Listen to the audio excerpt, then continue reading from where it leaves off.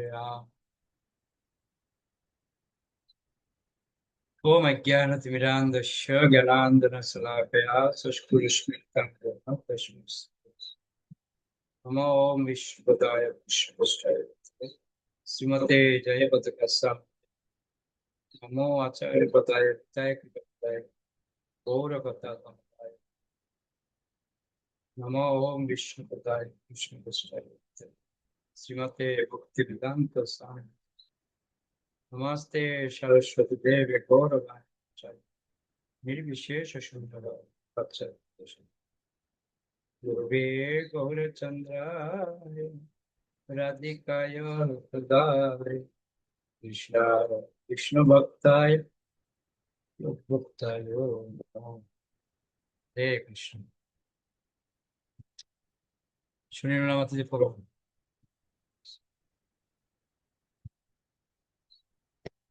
হরে কৃষ্ণ প্রভু প্রণাম। নিত্যানন্দ প্রভু 12 বছর বয়সে বেরুলেন 12 বছর বয়সে বেরুলেন সারা ভারতবর্ষ তীর্থ করতে। সমস্ত পবিত্র নদীগুলি পবিত্র করলেন।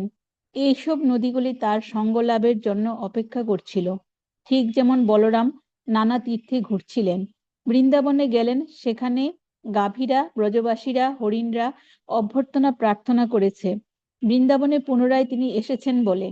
তারপর তিনি শুনলেন যে শ্রীকৃষ্ণ গৌরাঙ্গ মহাপ্রভু রূপে এসেছেন আর তার সংকীর্তন যজ্ঞ শুরু করেছেন। এখন নবদ্বীপে যাওয়ার সময় হয়েছে। সেখানে তিনি নন্দনাচার্যের বাড়িতে ছিলেন। আমাদের মন্দিরের পাশে যে মন্দিরটি, ওটি নন্দনাচার্যের বাড়ি ছিল। শ্রী চৈতন্য মহাপ্রভু বললেন, আমার নিত্য সঙ্গী, আমার অংশ, আমার ভাই নিত্যানন্দ, সে এসেছে এখানে, তোমরা তাকে খুঁজে নিয়ে এসো। ভক্তরা খুঁজতে বেরুলেন। লোকেদের দাঁড়ে দাঁড়ে টোকা দিয়ে লোকেরা বলতে লাগলো, কি করছো? আমরা এখন বিশ্রাম করছি ইত্যাদি। নিত্যানন্দ বলে, এখানে কেউ নেই। সর্বত্র খুঁজে খুঁজে তারা ফিরে এলেন শূন্য হাতে। মহাপ্রভু বললেন, তোমরা পাবে না, ভগবানকে ওইভাবে খুঁজে পাবে না। তিনি নিজেকে প্রকাশ করলে তবে পাবে। কেবল ভক্তির মাধ্যমেই ভগবানকে খুঁজে পাওয়া যায়। যেমন আমি খুঁজে পেতে পারি, তোমাদের যেতে হবে না, আমি যাব। সে আমার কাছ থেকে লুকোতে পারবে না। পরের দিন মহাপ্রভু কীর্তন দল নিয়ে নবদ্বীপ নগর গেলেন। যখন নন্দনাচার্যের বাড়ির কাছে গেছেন, নিত্যানন্দ প্রভু কীর্তনের আওয়াজ শুনতে পাচ্ছিলেন, করতাল মৃদঙ্গ। তখন তিনি লাফিয়ে উঠেছেন। মহাপ্রভু সোজাসুজি নন্দনাচার্যের বাড়িতে ঢুকে পড়েছেন। শ্রী চৈতন্য মহাপ্রভু তখন নিত্যানন্দ প্রভুকে জড়িয়ে ধরে নিত্যানন্দ বলে চেঁচিয়ে উঠেছেন, আর নিত্যানন্দ প্রভু গৌরাঙ্গ বলে চেঁচিয়ে উঠেছেন। দুজনেই দুজনের দিকে ছুটে গেলেন। তাদের অশ্রু ঝরে পড়েছে, আর সমস্ত ভক্তরা গৌর হরি বল বলে একই আনন্দ আস্বাদন করতে লাগলেন। সমস্ত দেবতারা দেখতে এসেছিলেন কৃষ্ণ বলরামের মিলন। তখন তারা পুষ্পবৃষ্টি করছিলেন আকাশ থেকে। এই যে মহামিলন, লোকে দেখে বলতে লাগলো, এরা কারা? এত সুন্দর আগে তো দেখিনি। এবং সকলে নিতাই গৌরাঙ্গ বলে যোগ দিল। নবদ্বীপে তাদের অনেক লীলা আছে, বিশেষ করে শ্রীবাস ঠাকুরের বাড়িতে। সেখানে নিত্যানন্দ প্রভু বাল্যভাব অবলম্বন করতেন। একসময় সতীমাতা জেগে উঠে নিমাইকে ডেকে বলছেন, আমি একটা স্বপ্ন দেখলাম, বুঝতে পারলাম না, বলতে পারো কি এর অর্থ? দেখলাম যেন কৃষ্ণ বলরামের বিগ্রহ এখানে আছে, আমি ভোগ নিবেদন করছি। সামনে দুটি শিশু, তুমি আর নিত্যানন্দ যেন। নিত্যানন্দ সেই বিগ্রহকে বলছে, এই ভোগ তোমার জন্য নয়, এখন কলিযুগ, এটা চৈতন্য মহাপ্রভুর জন্য, গৌরাঙ্গের জন্য। নিমাই তখন বললেন, মা, নিত্যানন্দ বোধ হয় খুব ক্ষুধার্ত, নিত্যানন্দকে একটু দুপুরে খাওয়াতে হবে। তোমার বিগ্রহগুলি খুব কাজের তো, কিছু লীলা করেছে, কে বুঝতে পারে এইসব লীলা? বলো তো, আমি এখনই গিয়ে নিত্যানন্দকে নিমন্ত্রণ করে আসি। সচিমা তো খুব খুশি, গৌরনিতাইকে খাওয়াবেন। তখনই ছুটলেন রান্নাঘরের দিকে। মহাপ্রভু তাকে খুঁজতে গিয়ে শুনলেন তিনি গঙ্গায় সাঁতার কাটতে গেছেন। খবর পেয়ে নিত্যানন্দ সাঁতারে কাছে এলেন। নিমাই তখন বললেন, শোনো, আজ তুমি আমার সঙ্গে প্রসাদে যাবে, সচিমা রান্না করেছেন, তবে খবরদার কোনো পাগলামি করবে না। নিত্যানন্দ প্রভু বলছেন, বলো কি? আমি তো পাগলামি করি না। তুমি তো পাগলামি করো। এইভাবে দুই ভাই এ কথা বলছিল। দেখা যাক কে পাগলামি করে। এদিকে সচিমা ভোগ নিবেদন করছেন কৃষ্ণ বলরামের সামনে, আর গৌর নিত্যানন্দের জন্য থালা পেতেছেন। পরম আনন্দে তিনি তিনখানা থালা পেতেছেন। কে জানে কেন হিসেব হারিয়ে ফেলেছেন। যদিও দুজন আছেন সেখানে, ভেতরে গেছেন, বহু রকম ব্যঞ্জন রান্না করেছেন। সেগুলো নিয়ে যখন এসেছেন, দেখছেন আসনে গৌর নিতাই কই। বিগ্রহগুলি কৃষ্ণ বলরাম বসে বসে প্রসাদ খাচ্ছে। তিনি তখন সঙ্গে সঙ্গে মূর্ছা গেছেন, পরে জেগে উঠেছেন। তখন নিমাই এসে আহ তখন নিমাই এসে গেছেন। কি হয়েছে মা তোমার? তিনি দেখেন কৃষ্ণ বলরামের জায়গায় গৌরাঙ্গ নিত্যানন্দ। তখন তিনি কাঁদতে শুরু করেছেন এবং ছুটে গিয়ে নিজের ঘরে ঢুকে দরজা বন্ধ করে দিয়েছেন। একদিন নিত্যানন্দ প্রভুকে মহাপ্রভু বলেছেন, তোমার বেশ পূজা করব আগামীকাল। তখন শ্রীবাস ঠাকুরের বাড়িতে আগের দিন অধিবাস করলেন। বলে দিলেন বাইরের লোক যেন কেউ না আসে, এখানে শুধু ভক্তরা থাকবে। বড় কীর্তন হচ্ছে, নৃত্য করছে। একবার নিত্যানন্দ প্রভু চেষ্টা করছেন মহাপ্রভুর চরণ থেকে ধুলো নিতে, আবার পরের বার মহাপ্রভু চেষ্টা করছেন নিত্যানন্দ প্রভুর চরণ থেকে ধুলো নিতে। একে অপরকে আলিঙ্গন করছেন।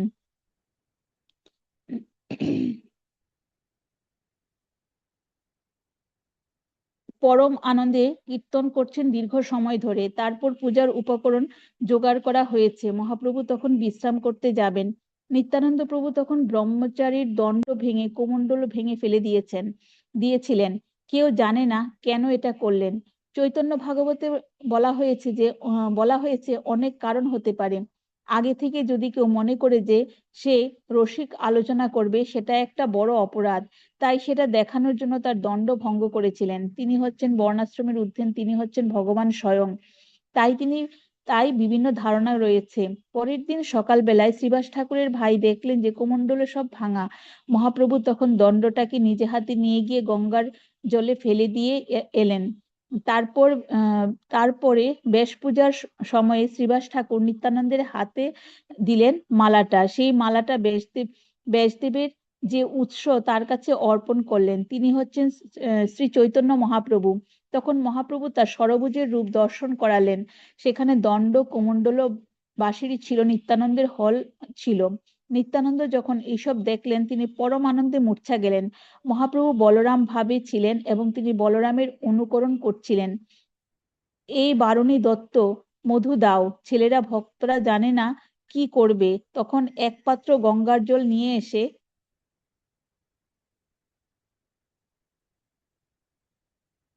দিয়েছেন। তখন সেই মধু সবাইকে বিতরণ করলেন। সেই লীলা করে নিত্যানন্দ প্রভুর কাছে এলেন, তুমি যেন কোনো অপরাধ নিও না আমার।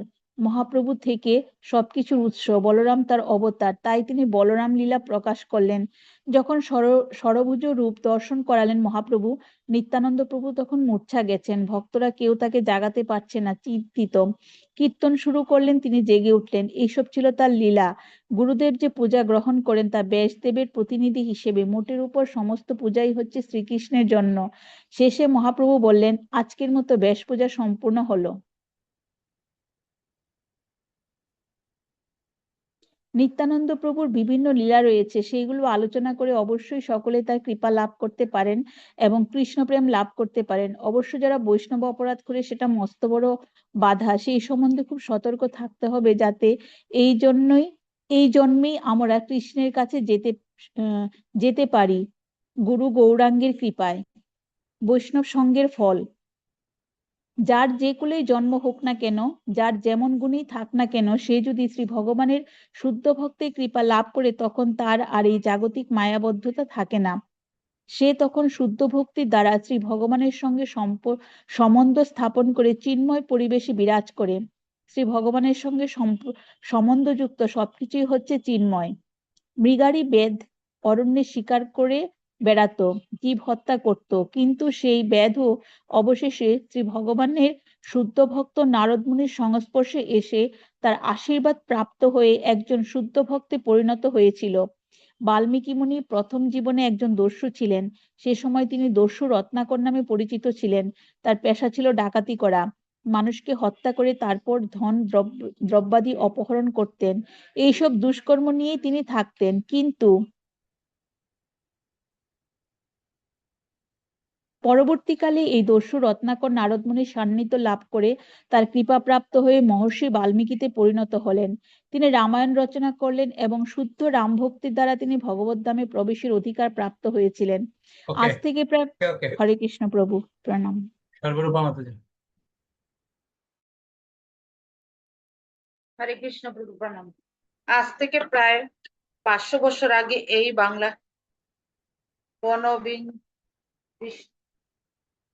বিষ্ণুপুর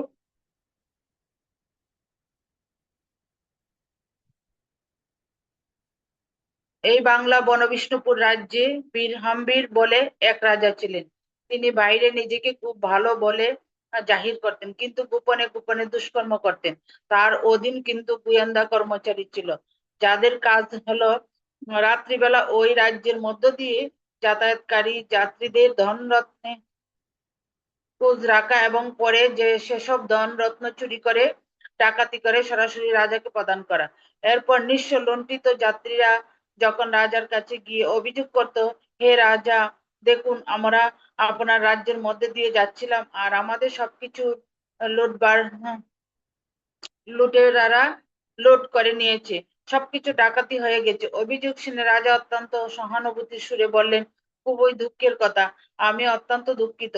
আমি যখনই ওই ডাকাতদের চোরদের ধরতে পারবো তখন তাদের কঠিন শাস্তি দেব। আচ্ছা, আপনারা এই অল্প কিছু টাকা নিয়ে যান এবং আপনাদের যাত্রা শুভ হোক। রাজার কথা শুনে যাত্রীরা ভাবতো, ও এই রাজা কত ভালো, রাজা আমাদের সাহায্য করেছে। এই রাজ্যই আবার রাজসভার পণ্ডিতদের নিয়ে এসে ভাগবত পাঠ শোনাতেন আর এদিকে মনে মনে কুকর্মের চিন্তা করতেন। বহিরঙ্গে ভক্ত অন্তরঙ্গে চুর। অবশেষে একদিন হলো কি, রাজা রাজজ্যোতিষীকে জিজ্ঞাসা করলেন, দেখুন তো, বিচার করে শীঘ্রই কোনো ভালো যাত্রী মূল্যবান কিছু নিয়ে আমার রাজ্যের মধ্য দিয়ে যাবে কিনা। জ্যোতিষী গণনা করে বলল, মহারাজ, আপনার রাজ্যে মহাধন আসছে, যে সম্পদ আসছে তার মূল্যের কোনো সীমা পরিসীমা নেই। এত মূল্যবান ধন আপনার রাজ্যে কোনোদিন আসেনি, এবং যার কাছে এই সম্পদ তাকে তার সর্বমঙ্গল হয়। এই কথা শুনে রাজা অত্যন্ত উৎসাহিত হয়ে উঠলেন, ভাবলেন, আজ আমার ভালো দিন এসেছে। তিনি তৎক্ষণাৎ তার গোপন লুটেরা কর্মচারীদের ডেকে বললেন, দেখো, এই ধরনের সব লোক আসছে এবং তাদের কাছে এমন সম্পদ আছে যা মহামূল্যবান। তোমরা যদি এই জিনিসটি হরণ করে আমার কাছে নিয়ে আসতে পারো, আমি তবে তোমাদের প্রত্যেককে 1000 রূপো মুদ্রা পুরস্কার দেব।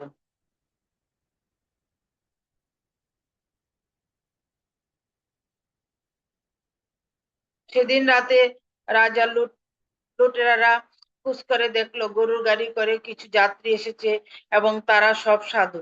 যাত্রীরা সবাই গভীর ঘুমে আচ্ছন্ন, তাদের কাছে রয়েছে একটা বড় বাক্স।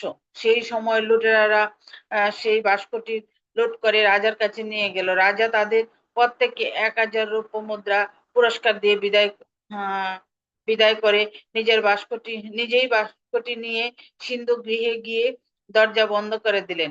এত মূল্য সম্পদ দেখে কেউ যদি পাগল হয়ে যায়, সে যদি রাজ্যকে হত্যা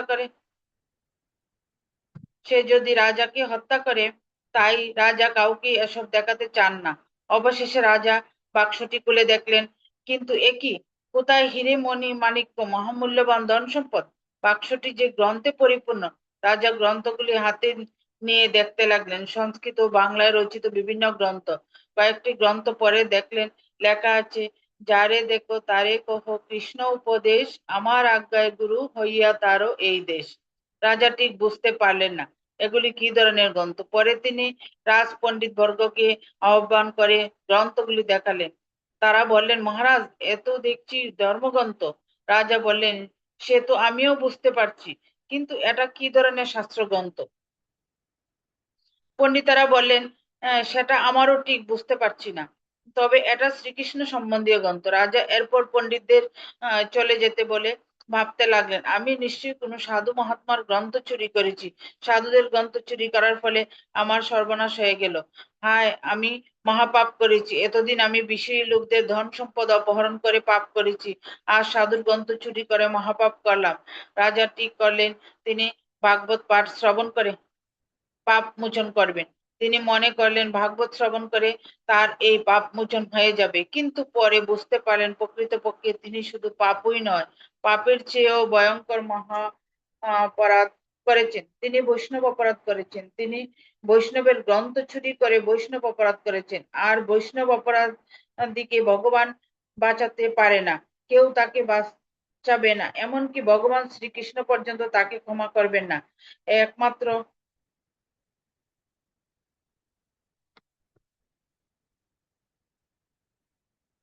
একমাত্র যে বৈষ্ণবের চরণে অপরাধ হয়েছে তিনি যদি ক্ষমা করেন তবে অপরাধীর উদ্ধার হবে। এই ভেবে রাজা তার সেই গোপন লুটেরাদের ডেকে জিজ্ঞাসা করলেন, তোমরা কার কাছ থেকে লুট করেছ?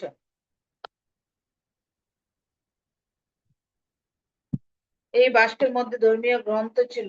লুটেরারা জবাব দিল, হ্যাঁ, তারা সাধু ছিলেন, কিন্তু আমরা তাদের সঙ্গে লড়াই করিনি। রাজা বললেন, আগে কেন একথা আমাকে বলনি? তাহলে এগুলো ফেরত দিতে পারতাম।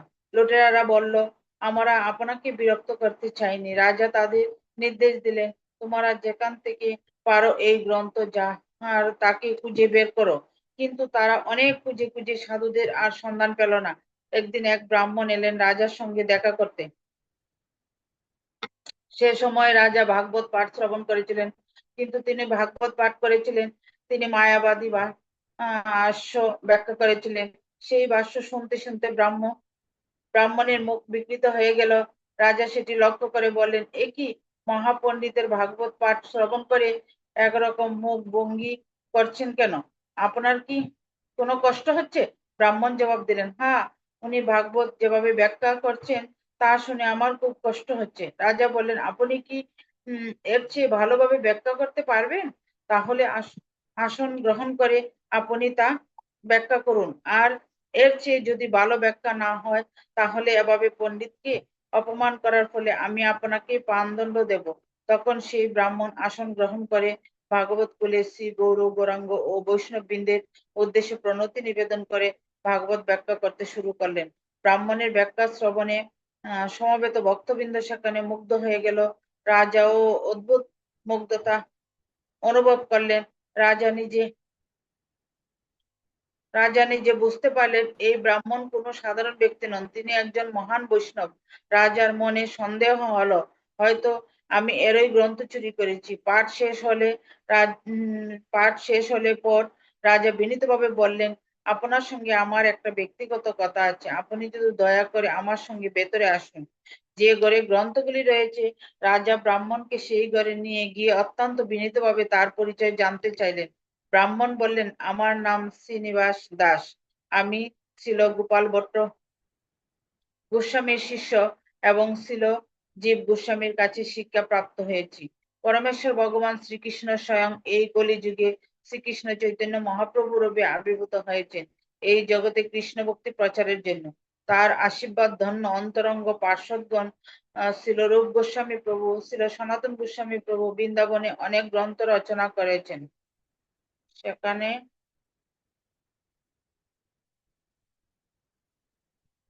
সেখানে ছিল কৃষ্ণদাস কবিরাজ গোস্বামী শ্রী চৈতন্য মহাপ্রভুর জীবন চরিত্র রচনা করলেন।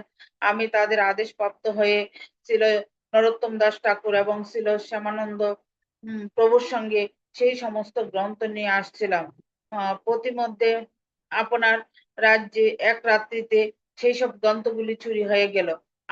এখন আমার অস্থির অবস্থা।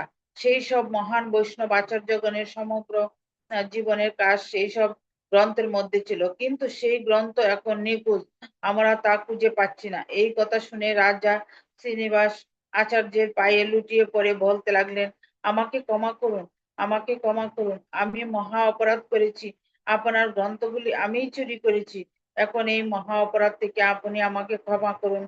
আজ আমি আপনাকে গুরু রূপে বরণ করলাম।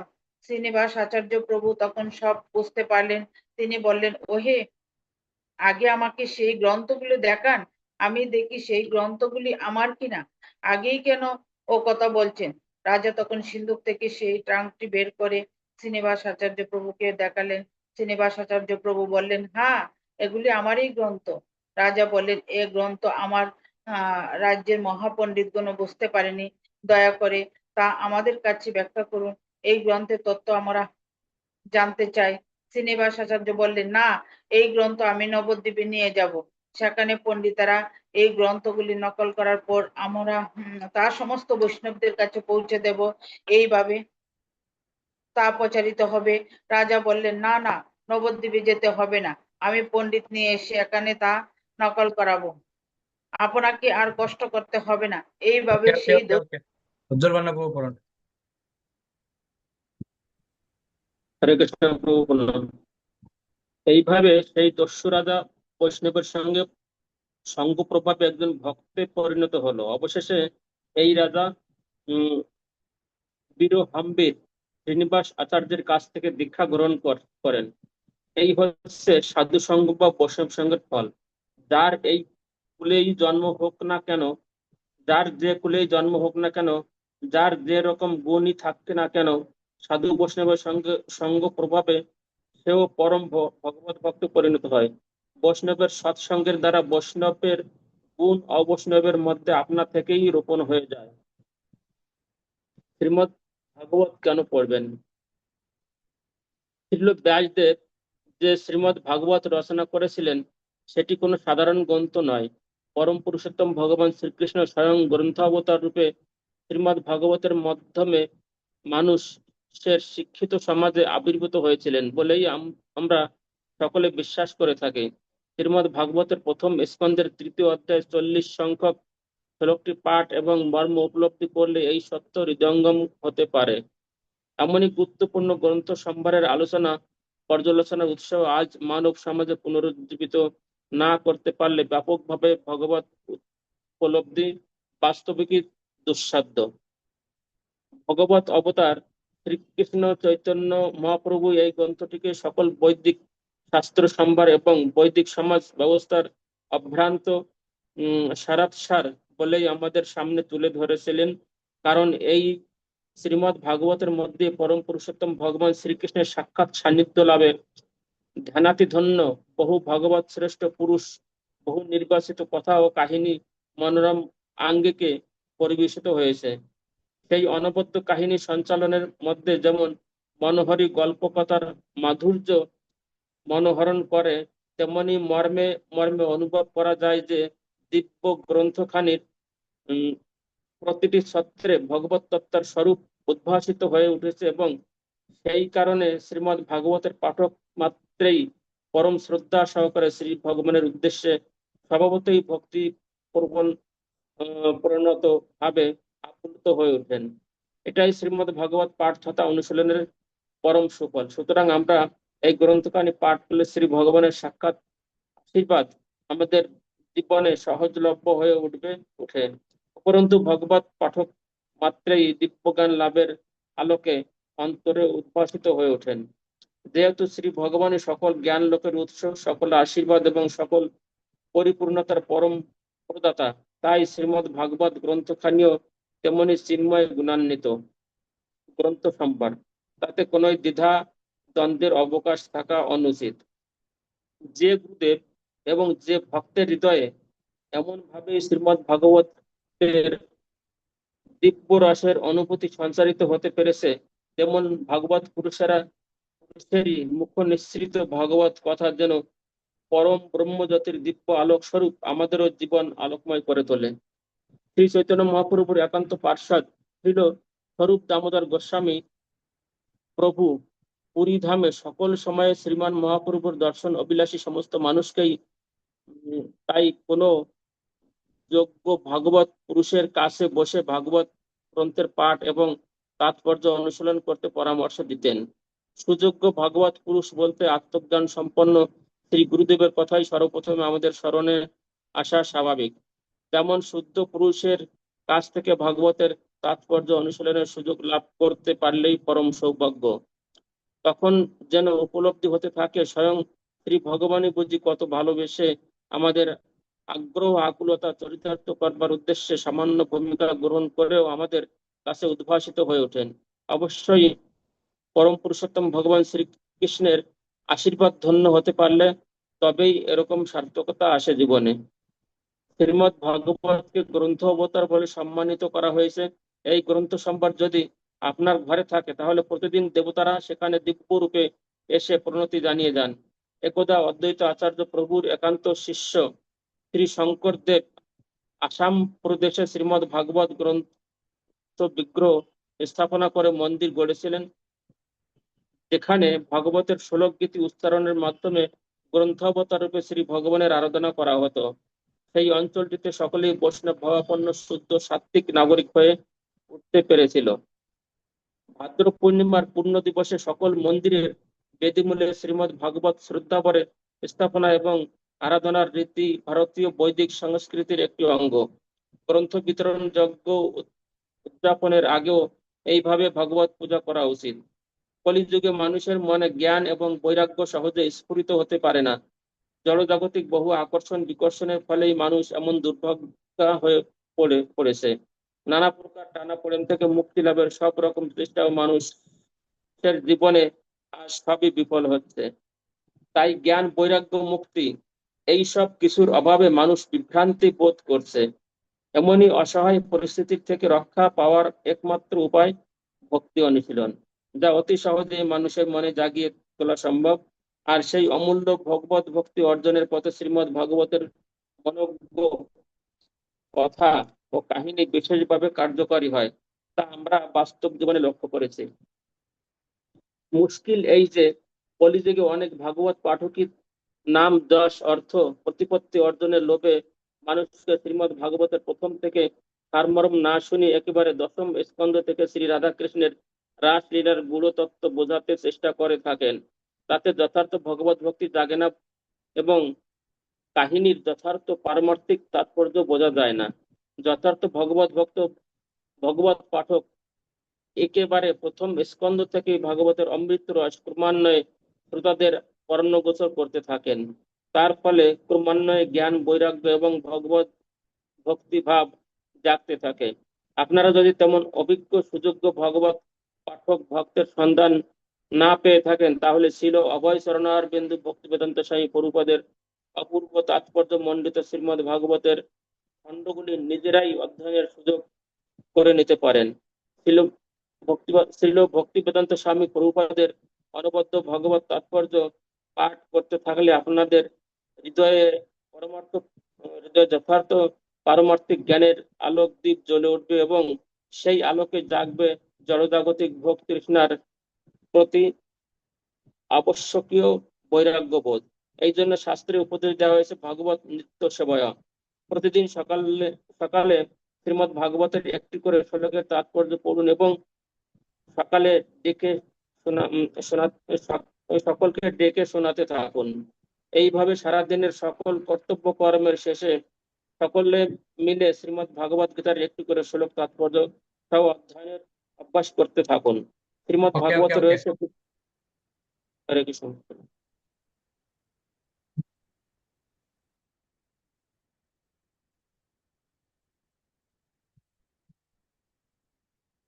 অনেক ধন্যবাদ। কার কি পয়েন্ট ভালো লাগলো একটু শুনি।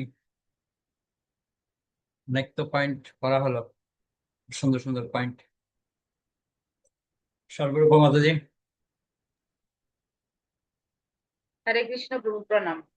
প্রভু এখানে একটা পয়েন্ট ভালো লেগেছে, মানে বলেছে যার যে কুলেই জন্ম হোক না কেন, যে গুণ থাকুকই না কেন তাহার, সে যদি সাধু গুরু বৈষ্ণবের সঙ্গ করে তাইলে তিনি ভগবত ভক্ত পরিণত হবেই। হরে কৃষ্ণ। শুনি মাতাজি। হরে কৃষ্ণ প্রভু প্রণাম। বলছি প্রভু প্রথম দিকে বলেছিল যে নিত্যানন্দ প্রভুকে খুঁজে আনার জন্য, কিন্তু কেউ তো নিত্যানন্দ প্রভুকে খুঁজতে পারছিল না, কারণ একটু জোরে বলেন, শোনা মহাপ্রভু যাচ্ছে। নিত্যানন্দ প্রভুকে খুঁজে আনার জন্য মহাপ্রভু পাঠিয়েছিলেন, কিন্তু নিত্যানন্দ প্রভুকে কেউ খুঁজে পাচ্ছিল না। তখন তারা যখন ফিরে এসেছে তখন মহাপ্রভু বললেন যে তোমরা তো ওকে খুঁজে পাবে না, কারণ আমি যখন বলবো তখনই একমাত্র ওনাকে খুঁজে পাবে। এটা একটা। আর এখানে দ্বিতীয়ত প্রভু ওই যে ভাগবতম যে নিত্যম ভাগবত সেবয়া, ভাগবতমের অনেক মাহাত্ম্য এখানে বর্ণনা করা হয়েছে যে রোজ ভাগবতম কেন পড়া উচিত বা ভাগবতম কেন আমাদের পড়া উচিত, খুব সুন্দর এখানে ব্যাখ্যা করেছে প্রভু। হরে কৃষ্ণ। ওকে, আর কেউ? আরেকটা কথা বলেছে, যারে দেখো তারে কহ কৃষ্ণ উপদেশ। প্রতিদিন একটা কথায় আমাদের গুরু বৈষ্ণবদের ইচ্ছা আমরা যেন এই কৃষ্ণ কথাই বলি। ওকে, ঠিক আছে, তাহলে আমরা এখানে শেষ করি। আগামী শুক্রবার আমরা 3:30টার সময় এই কথার উপর ভিত্তি করে একটু বসবো। যারে দেখো তারে কহ কৃষ্ণ উপদেশ, এই কথার উপর ভিত্তি করে আমরা 15 দিন অন্তর অন্তর বসছি। গত 15 দিন আগে বসেছিলাম, আর এই রোববার এই শুক্রবার বসবো 3:30টায়, যেটা আলোচনা করবো আবার বিস্তারিত। ওকে, বৈশ্য প্রণাম। বাঞ্ছা কল্পতরুভ্যশ্চ কৃপা সিন্ধুভ্যশ্চ পতিতানাং পাবনেভ্যো বৈষ্ণবেভ্যো নমো। গুরু বৈশ্য বিদ্যা কি জয়, বিদ্যায় গৌর